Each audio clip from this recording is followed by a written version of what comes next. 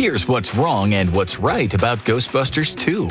Long story short, 5 years after the events of the first film, everyone suddenly decides the Ghostbusters are frauds, so now they're broke. But no worries, there's a supernatural slime for them to investigate that's also tied back to Dana from the first movie, who's now suddenly a divorced art restorer with a baby whose boss has come under the spell of a dead sorcerer, whose spirit is trapped in a portrait and wants to be reincarnated through her baby on New Year's Eve. And naturally, who's she gonna call? Except the mayor's assistant has them committed to a mental hospital, but they get out just in time to use the slime to get the Statue of Liberty to walk across Manhattan and bring the city together, which, combined with the proton guns and positive slime and everything, all somehow defeats Vigo. Also, Lewis works for them now and dates Janine. Roll credits? Okay, so you can see our first problem with this one, right? There's too much plot, not enough laughs, and a lot of it's boring. None of it makes sense. It just doesn't work. But if we had to list everything wrong…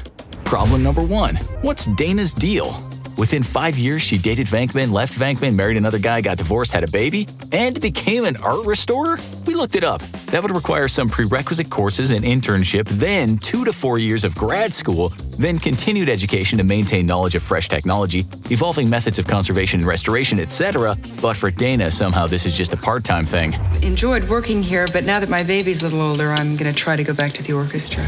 She's forcibly inserted into the plot so she can interact with the cursed painting, so that her child can become a target, and so she can once again be saved by Venkman and the Ghostbusters. Why does the target have to be Dana? Why does she have to have an entirely new career? And why does every guy who's interested in Dana have to be an irredeemable creep?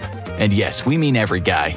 Because bringing back Dana takes a problem with the first movie and commits to it. The romance between her and Peter Venkman. Simply, there is no chemistry between Sigourney Weaver and Bill Murray. Venkman's too insincere, too smartass, and Dana's too strong, too smart, and too independent for him. You never got it, Dana. I'm a man. I'm sensitive. I need to feel It love. was when you started introducing me as the old ball and chain. That's when I left. What about Venkman now would make her reconsider her position? Their dinner date is so leaden, not least because Dana still seems to have no idea what she thinks about him. I didn't dump you. I was protecting myself. I mean, you weren't very good for me, you know. You know that, don't you? Well, heck, I'm not even good for me. You're much better than you realize. You don't give yourself enough credit. We disagree, Dana. Which brings us to problem number 2. Bill Murray phones it in. If Venkman does seem to be less rough around the edges, it's less to do with him softening as a character and more to do with Murray phoning it in. The actor's on record about not wanting to do a sequel in the first place, then being disappointed with the script once he came to set. That disappointment shines through in every shot of him. There's no sense of fun in his performance. If you told me a gun was trained on him just off camera, forcing him to complete a take, I'd believe you. Murray's done with the character, and so is the franchise. Well, the name Zool refers to a demigod worshipped around 6000 BC by the… what's that word? Hittites. Hittites. In the first movie, Venkman was very much a part of the investigation, learning about Zool and Gozer and ancient Sumerian death cults on his own.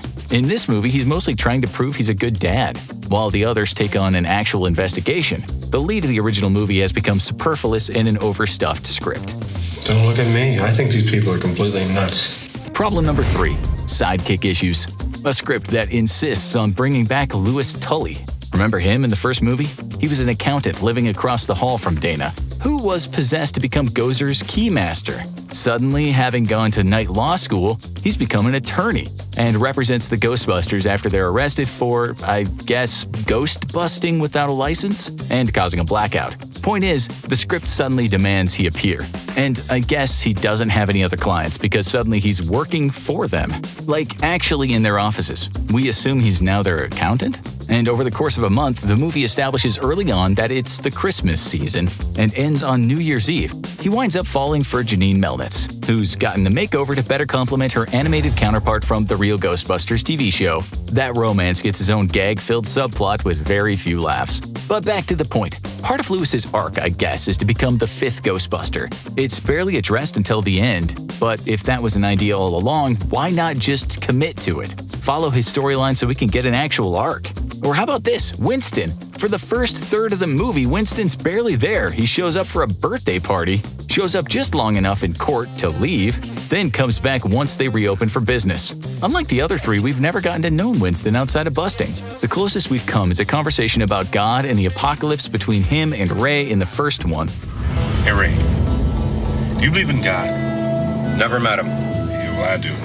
And I love Jesus' style, you know. Winston only works, but at least his character was developed somewhat. He's gone from the hired hand in the first one I just worked with these guys, man. I wasn't even there. to a true believer in the second. Tell me about the slime. It's very potent stuff. We made a toaster dance with it. Toaster. And a bathtub tried to eat his friend's baby. A bathtub. He's the one that goes with Ray and Egon to investigate the source of the pink slime, leading to the movie's only good scene, the terrifying sewer sequence. Hey! Hello?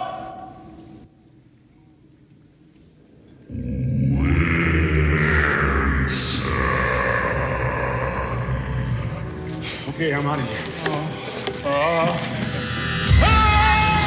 Once that's over with, it's back to basics, or rather, back to nonsense. Problem number 4. Fake conflict. The Ghostbusters run to the mayor of New York to warn him of Vigo the Carpathian's mood slime. He wants nothing to do with them.